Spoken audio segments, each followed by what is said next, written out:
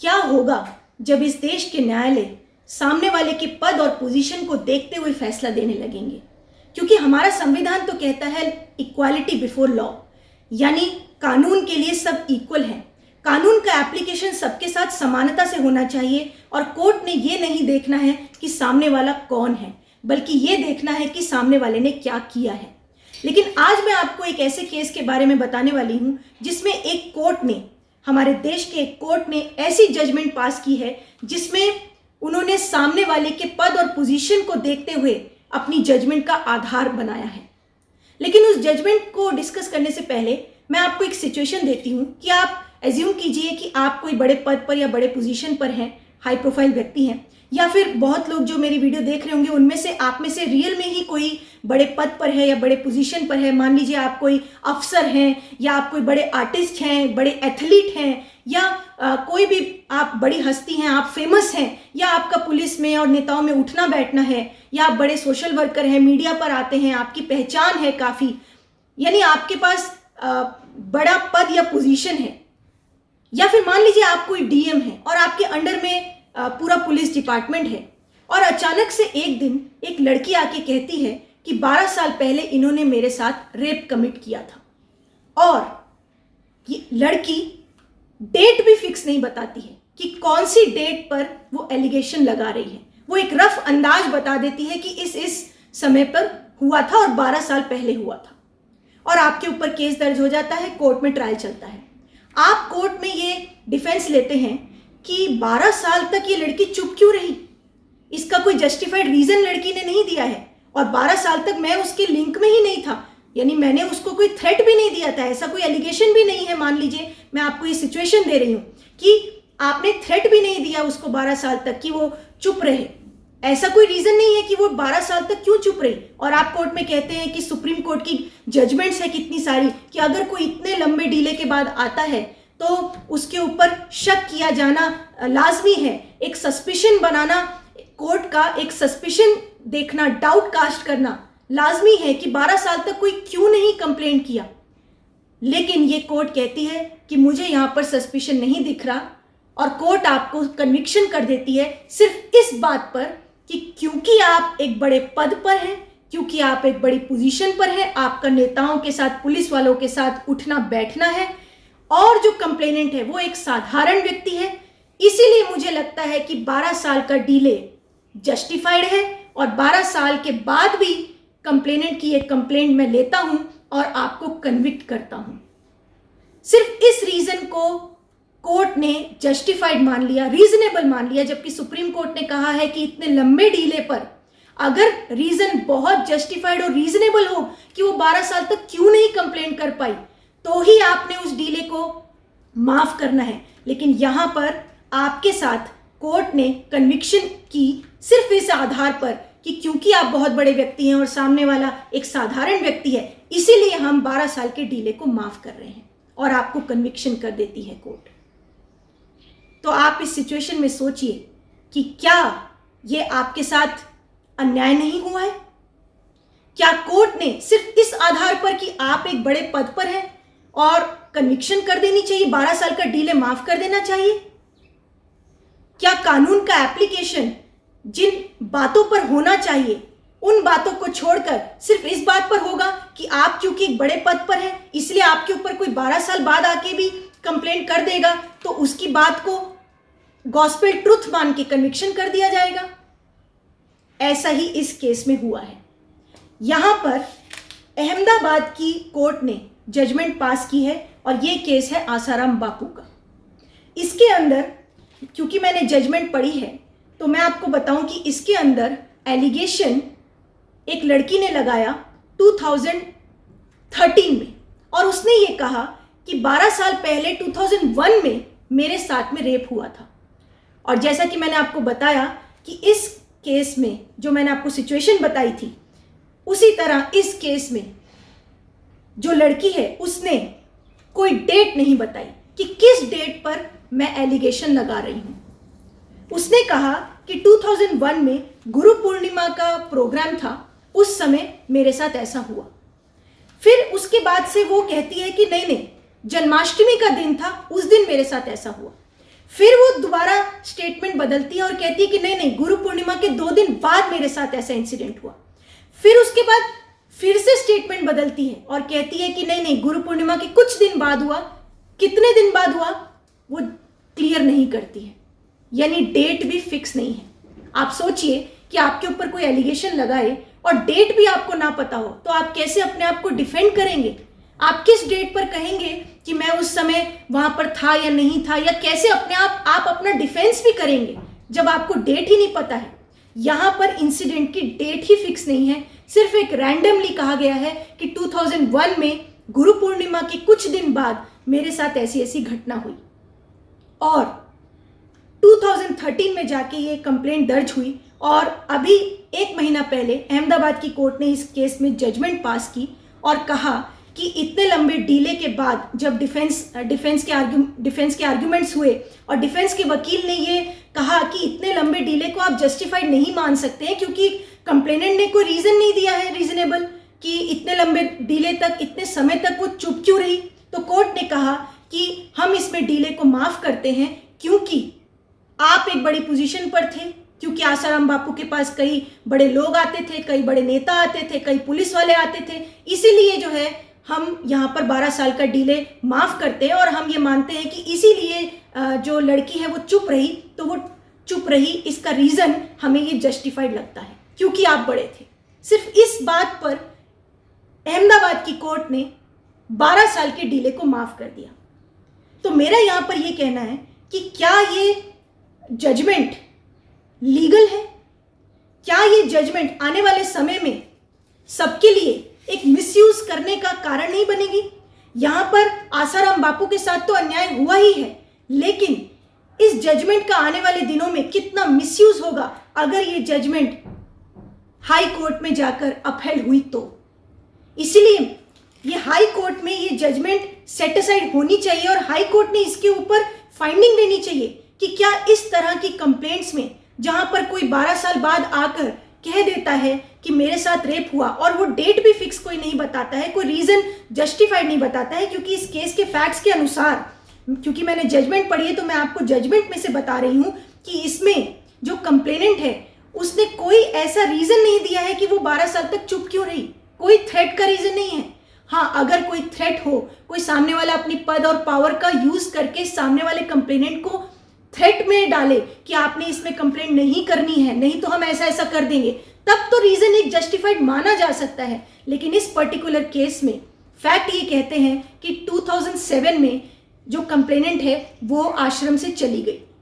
2007 से 2012 तक उसका कोई लिंक नहीं आश्रम के लोगों से। उसने कोई ऐसा फैक्ट नहीं बताया कि मेरे साथ में कोई धमकी आई मेरे पास, या मुझे आश्रम की तरफ से या आसाराम बापू की तरफ से कोई धमकी आई और मुझे कोई थ्रेट आया या मुझे किसी भी तरह से कोई दबाव डाला गया। ऐसा कोई एलिगेशन इसमें कंप्लेनेंट का नहीं है।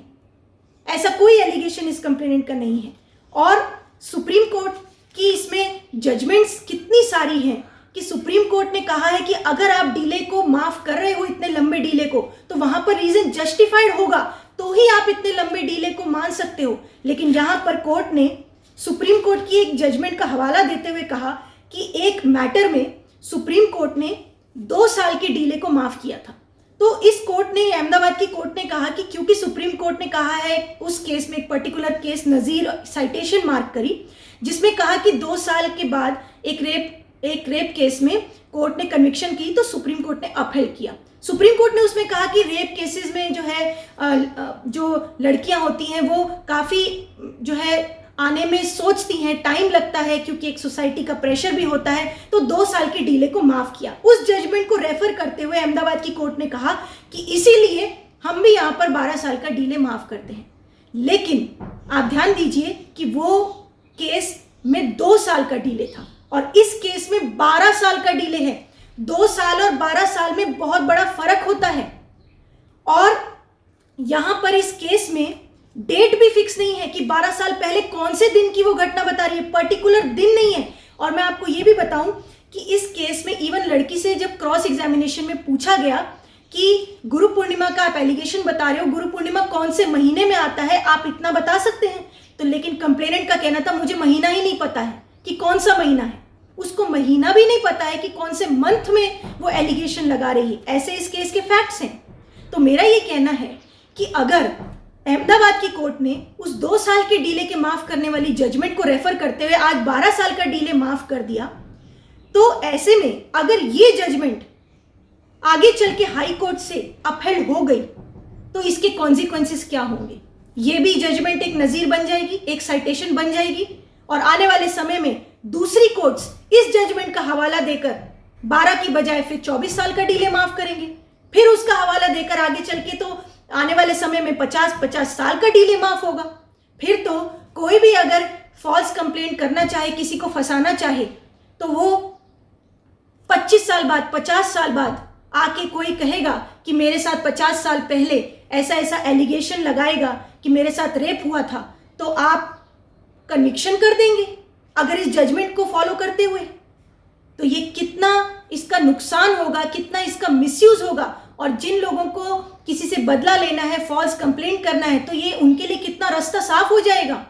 तो ये जजमेंट आने वाले समय में एक मिसयूज का साधन बनेगा, एक अन्याय का साधन बनेगा। अभी आपने रिसेंटली एक न्यूज़ देखी होगी कि मुंबई में एक चार्टेड अकाउंटेंट ने सुसाइड कर लिया इस वजह से कि उसके ऊपर फॉल्स कंप्लेंट किया एक उसके साथ में काम करने वाली एम्प्लॉय ने। उसने सुसाइड कर लिया कि फॉल्स कंप्लेंट को मैं कैसे झेलूंगा, क्योंकि असल में हमारे देश में बहुत सारे जो है ब्रूटल रेप केसेस सामने आने लगे। इसकी वजह से बहुत कानून में बदलाव लाए गए और वो जरूरी भी थे, क्योंकि समाज में बहुत ऐसे लोग हैं जो कि क्रिमिनल माइंडेड लोग घूम रहे हैं और ब्रूटल रेप और मर्डर कमिट करते हैं, तो उनके लिए कानून का स्ट्रिक्ट होना बहुत जरूरी था। और इसीलिए कानून में जो स्ट्रिक्टनेस लाई गई रेप के केसेस में, रेप के कानूनों में, वो बहुत जरूरी था। मैंने खुद उसमें आवाज़ उठाई थी। लेकिन वहाँ पर यह भी ध्यान रखना बहुत जरूरी है कि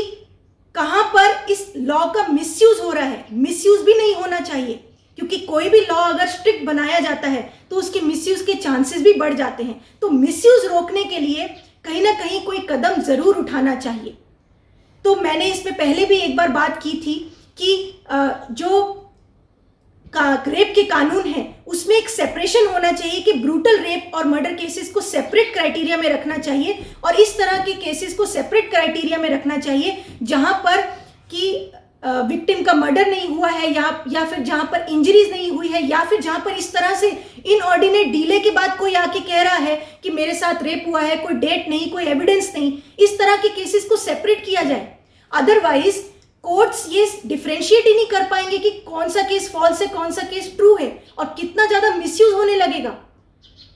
अभी recently Punjab Haryana high court ने एक जजमेंट में कहा कि इस तरह के मेरे सामने फॉल्स केसेस आने लगेंगे रेप के, तो मैं ये फर्क ही नहीं कर पाऊंगा कि कौन से फॉल्स केस है, कौन से ट्रू केसेस हैं।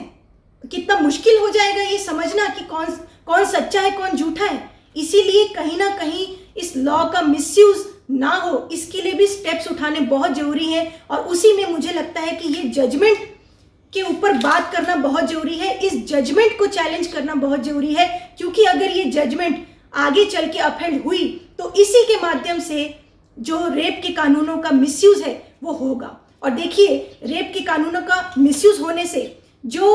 निर्दोष हैं उनके साथ तो अन्याय होगा ही, लेकिन जो सच्चे केसेस हैं वहां पर भी अन्याय होगा, क्योंकि ये कोर्ट ये फर्क ही नहीं कर पाएगी कि सामने वाला केस झूठा है या सच्चा है, जैसे पंजाब हरियाणा हाई कोर्ट ने कहा।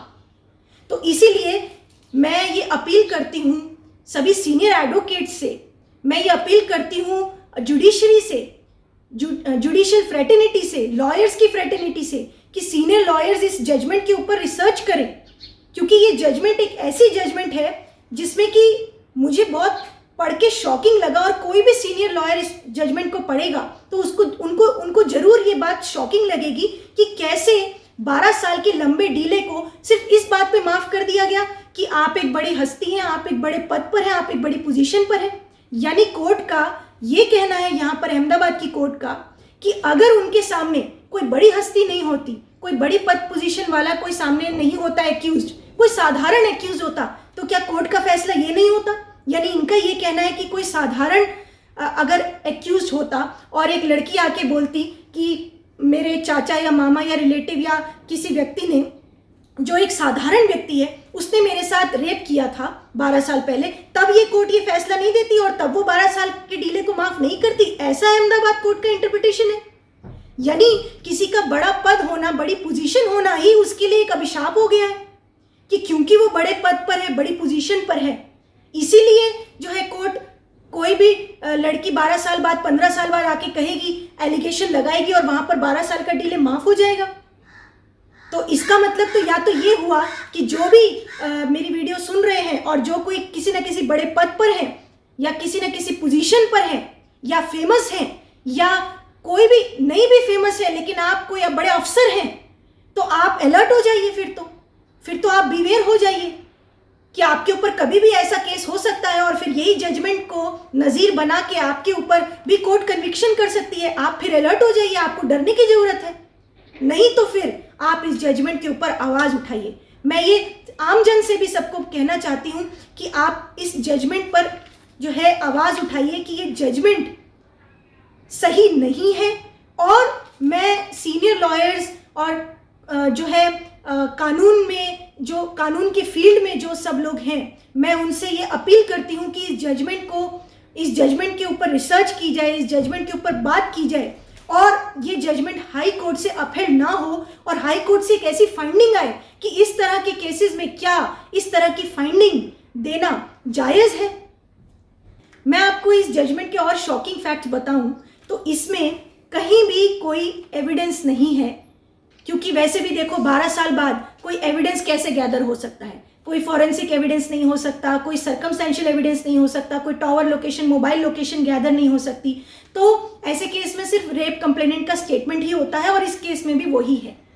हालांकि सुप्रीम कोर्ट ने कहा है कि आप किसी रेप विक्टिम के स्टेटमेंट के ऊपर पूरा सोलली रिलाई करके कन्विक्शन कर सकते हैं और ये ठीक भी बात है, लेकिन उसमें एक कंडीशन है। सुप्रीम कोर्ट ने उसमें एक कंडीशन लगाई है कि अगर रेप कंप्लेनेंट का स्टेटमेंट संदेहों से परे दिख रहा हो, रिलायबल दिख रहा हो, ट्रस्टवर्दी दिख रहा हो। ट्रस्टवर्दी यानी कि विश्वास योग्य दिख रहा हो। और विश्वास योग्य कब होता है? जब लगे कि वो झूठ नहीं बोल रही है, उसके स्टेटमेंट में कोई वेरिएशन नहीं है, कोई जो है कॉन्ट्रडिक्शंस नहीं है और वो रिलायबल है। ऐसे ही केस में आप रेप विक्टिम के स्टेटमेंट पर सोलली रिलाई करके कन्विक्शन कर सकते हैं। तो अहमदाबाद कोर्ट ने भी सुप्रीम कोर्ट की इस गाइडलाइन को फॉलो करते हुए कहा कि इसलिए हम रेप कंप्लेनेंट के स्टेटमेंट पर रिलाई कर रहे हैं सोलली और कन्विक्शन कर रहे हैं। लेकिन जो कंडीशन सुप्रीम कोर्ट ने लगाई वो यहाँ फॉलो नहीं की अहमदाबाद कोर्ट ने, क्योंकि इस केस में कंप्लेनेंट के वर्जन में इतने कॉन्ट्रडिक्शंस हैं जो कि डिफेंस के एडवोकेट्स ने मार्कआउट किए हैं और कोर्ट को दिखाए हैं, लेकिन कोर्ट ने उन सभी कॉन्ट्रडिक्शंस और ओमिशंस के ऊपर कोई जुडिशियल ऑब्जर्वेशन दिया ही नहीं है, उस पर डिस्कशन ही नहीं किया है। इनफैक्ट कोर्ट ने तो कंप्लेनेंट के वर्जन में से कुछ बातों को झूठ भी पाया है। कंप्लेनेंट ने एक सेकंड इंसिडेंट बताया कि उसको दोबारा से जो है बुलाया गया था, लेकिन उस समय रेप नहीं कमिट हुआ था, लेकिन उसको दोबारा बुलाया गया था, ऐसी कुछ उसने सेकंड इंसिडेंट बताया है। उस सेकंड इंसिडेंट को अहमदाबाद की कोर्ट ने कहा है कि ये मुझे सच नहीं लगती है, क्योंकि सेकंड बार जब उसको बुलाया गया तो ये पॉसिबल नहीं है, ऐसा कोर्ट ने कहा है और सेकंड इंसिडेंट को झूठ पाया है। इसी के साथ कोर्ट ने एक और वर्जन को झूठ पाया है जिसमें कि कंप्लेनेंट ने यहाँ पर आसाराम बापू के अलावा 4-5 और आरोपियों को कहा है कि वो भी इस पूरे उसमें घटना में शामिल थे। आसाराम बापू की बेटी और पत्नी भी जिसमें है और 3 और लेडीज़ हैं जो कि उसने कहा कि वो सब शामिल है और उन्होंने मिलके मुझे जो है आसाराम बापू से रेप करवाया, पूरा उसने उसमें वर्जन अपना दिया है। तो कोर्ट ने उन बाकी 4-5 आरोपियों को बरी कर दिया है और कोर्ट ने तो ये तक कहा है कि कोई बेटी अपने पिता के पास रेप करवाने के लिए किसी को नहीं भेजेगी, ऐसा भी कोर्ट ने कहा है। और कोर्ट ने जो कंप्लेनेंट का वर्जन है उसको झूठा पाया है बाकी जो 4-5 लोगों के बारे में कंप्लेनेंट ने कहा है। तो यानी कोर्ट ने कंप्लेनेंट के कुछ वर्जन को तो झूठ पा लिया और कुछ वर्जन पर रिलाई करके कन्विक्शन कर दिया। अब मेरा यहाँ पर यह कहना है कि अगर कोर्ट को दिख गया कि उसकी आधी बातें झूठ हैं तो आपने उसको ट्रस्टवर्दी कैसे मान लिया, उसको रिलायबल कैसे मान लिया। अब हालांकि यहाँ पर कानून की बात करें तो हमारे देश में ये कानून है कि अगर जजमेंट करते समय जज ने ग्रेन और चाफ को सेपरेट करना है, यानी ग्रेन और चाफ को सेपरेट करते हुए सत्य को ले लेना है और झूठ को जो एक्स्ट्रा है उसको छोड़ देना है। ये हमारे देश में कहा जाता है कि जजेस ने फॉलो करना है, क्योंकि हमारे देश में अंग्रेजी कानून नहीं चलता कि एक चीज़ झूठ है तो सब चीज़ झूठ है, वो देश में नहीं चलती है। ये ठीक बात है, लेकिन रेप केसेस में, और वो भी ऐसे रेप केसेस में जहां पर सिर्फ और सिर्फ कंप्लेनेंट के बयान पर कन्विक्शन की जा रही है, वहां पर ये रूल फॉलो नहीं होना चाहिए। ये रूल कहाँ पर फॉलो होता है? जहाँ पर मान लो कि रेप केस में इंजरीज हैं और मर्डर हो गया है, या फिर इस तरह के केस जहाँ पर कि और भी सपोर्टिव साथ में एविडेंस है, और भी बहुत सारा कोरॉबरेटिव और सर्कमस्टेंशियल एविडेंस है, वहाँ पर विटनेसेस के स्टेटमेंट्स में से कोर्ट ने जो है ग्रेन और चाफ को अलग करके सत्य को ढूंढते हुए कन्विक्शन करने का रास्ता निकाल लेना है। लेकिन ऐसे केस में जहां पर सिर्फ कंप्लेनेंट के वर्जन पर ही आपको रिलाई करना है, तो वहां पर तो अगर कंप्लेनेंट के वर्जन में आपको झूठ दिख रहा है, दैट मीन्स कि वो कंप्लेनेंट रिलायबल नहीं है, और रिलायबल नहीं है तो आप उसके सोल स्टेटमेंट पर किसी को कन्विक्शन नहीं कर सकते हैं। देखिए कि ऐसे केस में जहां पर सजा 10 साल से लेकर लाइफ इंप्रिजनमेंट तक है, it's not a joke, somebody's life is at stake. ऐसे में आप कैसे किसी के सोल स्टेटमेंट पर किसी को कन्विक्ट कर सकते हैं, जहां पर स्टेटमेंट में इतने कॉन्ट्रडिक्शंस हैं और पूरे के पूरे एक वर्जन को झूठा पाया जा रहा है, एक वर्जन को सत्य पाया जा रहा है। इनफैक्ट मैं आपको एक और इसमें चीज बताऊं इस जजमेंट में, कि इस केस में कंप्लेनेंट ने पुलिस स्टेटमेंट और 164 की स्टेटमेंट के बाद से दोबारा मजिस्ट्रेट के सामने एक एप्लीकेशन दी थी, जिसमें उसने कहा था कि मैं दोबारा से 164 स्टेटमेंट देना चाहती हूँ, यानी she wanted to change her statement. लेकिन मजिस्ट्रेट ने वहां पे मना कर दिया था। अब मैं ये कहती हूँ कि मजिस्ट्रेट ने मना नहीं करना चाहिए था, एटलीस्ट उसका स्टेटमेंट दोबारा लेना चाहिए था, ताकि सत्य पता चलता कि अगर वो स्टेटमेंट चेंज कर रही है, दैट मीन्स कि जो पहले उसने स्टेटमेंट दिया था वो डाउट में आ गया है, यानी उससे किसी ने करवाया गया, उससे किसी ने करवाया है। और इनफैक्ट यहाँ पर तो डिफेंस ने काफ़ी इस तरह की चीज़ें पेश करी हैं, स्टिंग ऑपरेशन पेश किया है, डिफेंस के कई विटनेसेस पेश किए हैं, ये बताने के लिए कि किस तरह से इस केस में कॉन्स्पिरेसी है। और जो प्रोसिक्यूशन ने कई सारे विटनेसेस पेश किए हैं, उन विटनेसेस का कॉन्स्पिरेसी एंगल दिखाया है कि कैसे उन सब लोगों की पहले से एक प्लानिंग थी कि कोई लड़की प्लांट की जाए आसाराम बापू को जेल में डालने के लिए। ये सब कॉन्स्पिरेसी का एंगल इस केस में था। तो ऐसे में मजिस्ट्रेट के सामने जब एप्लीकेशन आई कि दोबारा 164 का स्टेटमेंट कंप्लेनेंट करना चाहती थी, उस समय मजिस्ट्रेट ने अलाउ करना चाहिए था। आपको एक केस पता होगा कि अभी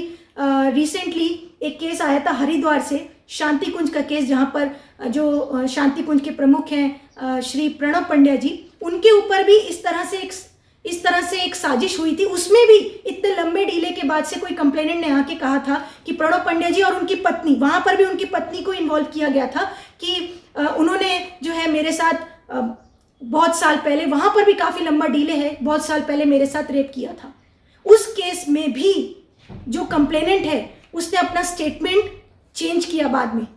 उसका भी 164 का स्टेटमेंट पहले हो चुका था, लेकिन बाद में दोबारा उसने मजिस्ट्रेट के सामने 164 की एप्लीकेशन डाली कि मुझे दोबारा स्टेटमेंट करना, और वहां पे हरिद्वार के मजिस्ट्रेट ने अलाउ किया, और वो बिल्कुल सही किया, क्योंकि वहां पर जब हरिद्वार के मजिस्ट्रेट ने अलाउ किया दोबारा स्टेटमेंट देने का, तो सारा दूध का दूध और पानी का पानी हो गया और सच सामने आ गया। क्योंकि वहां पर कंप्लेनेंट ने कहा कि मुझे तो धमका के, दबाव डाल के कुछ लोगों ने मेरे से ये कंप्लेंट करवाई, मुझे इवन रिवॉल्वर सामने रख के मेरे से ये बयान करवाया गया, इसीलिए मैंने ये बयान दिया है प्रणव पंड्या जी और उनकी पत्नी के ऊपर। और ये सच सामने आने के बाद से जिन लोगों ने कॉन्स्पिरेसी की थी वो लोग आज जेल में हैं, they are in jail since many months.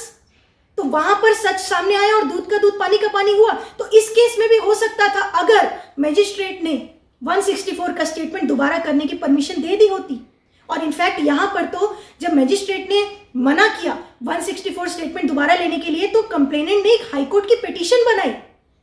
High court की एक पिटीशन बनाई जिसमें कि उसने एफिडेविट पे ये सारी बातें लिखी कि जो भी मैंने एलिगेशंस लगाए थे वो झूठ हैं और ऐसा मेरे साथ कुछ नहीं हुआ, मेरे साथ कोई रेप कमिट नहीं हुआ। लेकिन कोर्ट ने इस पूरी घटना के ऊपर कोई डिस्कशन नहीं किया। अहमदाबाद कोर्ट ने सीधा बस इस बात पे वो हाई कोर्ट का एफिडेविट नहीं लिया, जबकि इसमें हाई कोर्ट का जो एफिडेविट कंप्लेनेंट ने बनाया था, जिस वकील के थ्रू बनवाया था, उस वकील ने टेस्टिफाई किया इस कोर्ट में, उसका एविडेंस हुआ है। वो वकील कह रहा है कि मेरे सामने ये हुआ है एफिडेविट, लेकिन कोर्ट ने सिर्फ इस बात पे उस एफिडेविट को नहीं माना सत्य या उस पर रिलाई नहीं किया, सिर्फ इस बात से कि एक दो जगह स्टैंप नहीं थे। ये कैसी फाइंडिंग है अहमदाबाद कोर्ट की कि क्योंकि कुछ जगह पे स्टैंप नहीं है इसीलिए उस एफिडेविट को नकार दिया। ठीक है, आप एफिडेविट को नकार रहे हो, लेकिन इस फैक्ट पर क्या डिस्कशन है आपका कि 164 का स्टेटमेंट वो दोबारा देना चाहती थी, यानी वो बदलना चाहती तो थी। If she wanted to change her statement then doubt तो हो गया उसकी रिलायबिलिटी पर। और कोर्ट ने ये सोचना चाहिए था कि इसका मतलब ये है कि अगर she wants to change her statement, that means उसका फर्स्ट स्टेटमेंट भी किसी न किसी वजह से हो सकता है, और जब केस में कॉन्स्पिरेसी का एंगल है तो कोर्ट ने उसको उससे कोरॉबरेट कर लेना चाहिए था, दोनों को लिंक कर लेना चाहिए था। लेकिन अहमदाबाद कोर्ट ने ये सब कुछ मेहनत नहीं करी है, किसी चीज पर कोई ऑब्जर्वेशन नहीं दी है, जबकि इतनी सारी चीजें इस पर है कि अगर मैं बात करने लगूं तो जजमेंट में बहुत से ऐसे पॉइंट्स हैं जो कि हाई कोर्ट ने इस पर कॉग्निजेंस लेते हुए इस जजमेंट को सेट असाइड करना चाहिए, क्योंकि ये बहुत ही जो है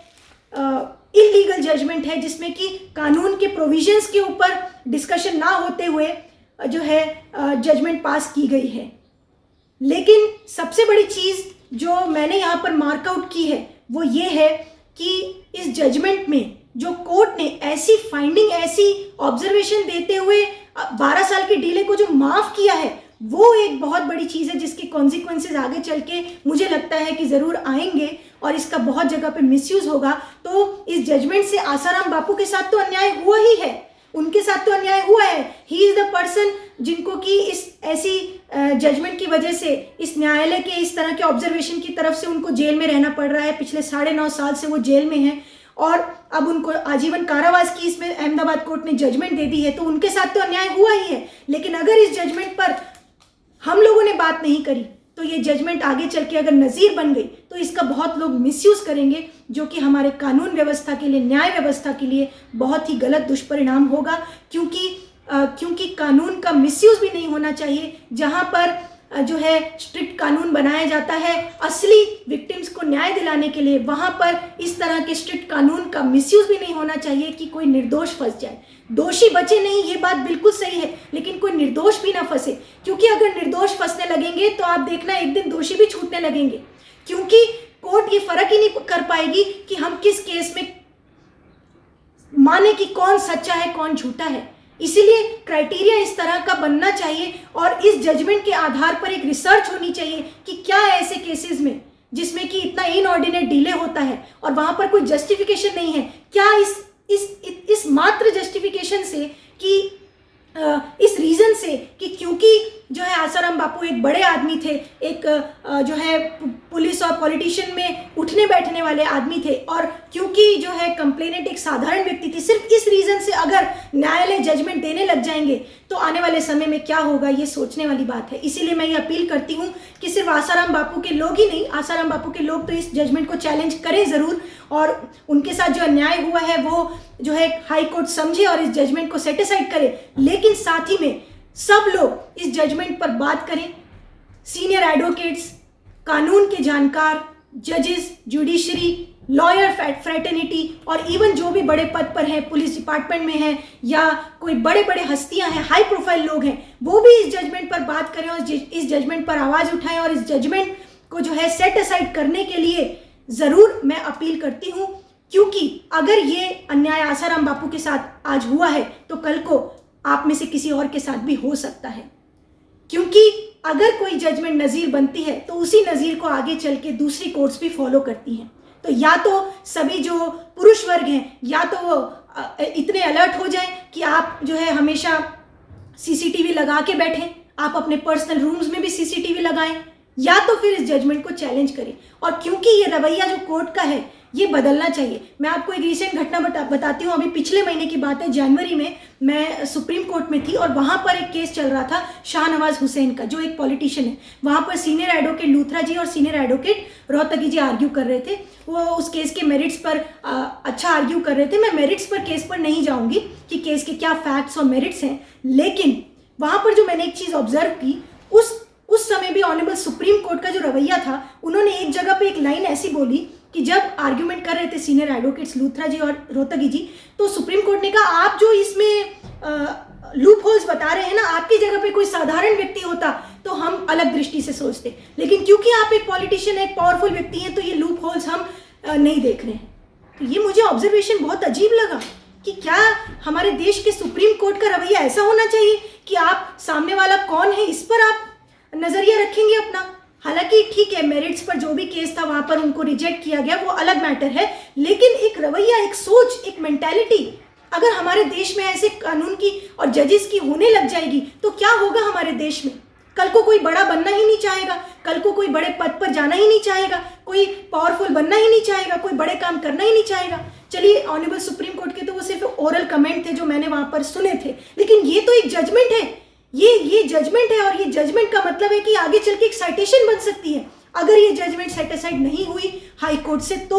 इसीलिए जजमेंट पर बात करना बहुत ज़रूरी है। इसीलिए आज मैंने ये अपील की है कि इस जजमेंट पर बात की जाए, रिसर्च की जाए, और इस तरह की जजमेंट को सेट असाइड करते हुए एक फाइंडिंग ऐसी दी जाए कि इस तरह से अन्याय नहीं होना चाहिए। रेप केसेस को, रेप कानून को स्ट्रांग होना चाहिए, पर वहाँ जहाँ पर सच में विक्टिम को ज़रूरत है, जहां पर सच में समाज में दरिंदे घूम रहे हैं, वहां पर तो आप न्याय विक्टिम को नहीं दिला पाते हैं। सालों से केस चलते हैं, उसके बाद भी कितने आरोपी जो है वो बच जाते हैं जिन्होंने दरिंदगी से रेप किया होता है। वहां पर आप स्ट्रिक्ट कानून लगाइए, वहां पर तो आप इतनी कमी पेचियां ढूंढ के जो है आरोपी को बरी कर देते हैं। लेकिन ऐसे केस में जहां पर इतने लंबे डीले के बाद कोई आता है, जहां पर कोई सबूत की संभावना भी नहीं है और सिर्फ कंप्लेनेंट के स्टेटमेंट पर आप रिलाई करके कन्विक्शन दे रहे हैं, तो ऐसे केस में, कितना कमजोर केस में आपने कितना ज्यादा ध्यान उल्टा देना चाहिए, लेकिन ध्यान देने की बजाय आप सिर्फ इस बात पे कन्विक्शन कर रहे हैं, इस बात पे 12 साल का डीले माफ कर रहे हैं कि सामने वाला एक बड़ा आदमी है और दूसरा आदमी साधारण है। हाँ, ठीक बात है कि किसी को दोषी ठहराने के लिए आप ये बात बोलिए कि किसी की पावर और पद ना देखा जाए। अगर कोई दोषी है तो वो छूटे भी नहीं, चाहे वो कोई भी पद पर है। कानून अगर इक्वल है तो दोनों क्राइटेरिया से है कि कोई छूटे भी नहीं। अगर दोषी है तो उसके पद और पावर की वजह से वो छूटना भी नहीं चाहिए, लेकिन अगर वो निर्दोष है तो अपने पद और पावर या पोजीशन की वजह से फंसना भी नहीं चाहिए, क्योंकि हमारे देश में दोषी छूटे नहीं और निर्दोष फंसे नहीं। ये क्राइटेरिया कानून का होना चाहिए।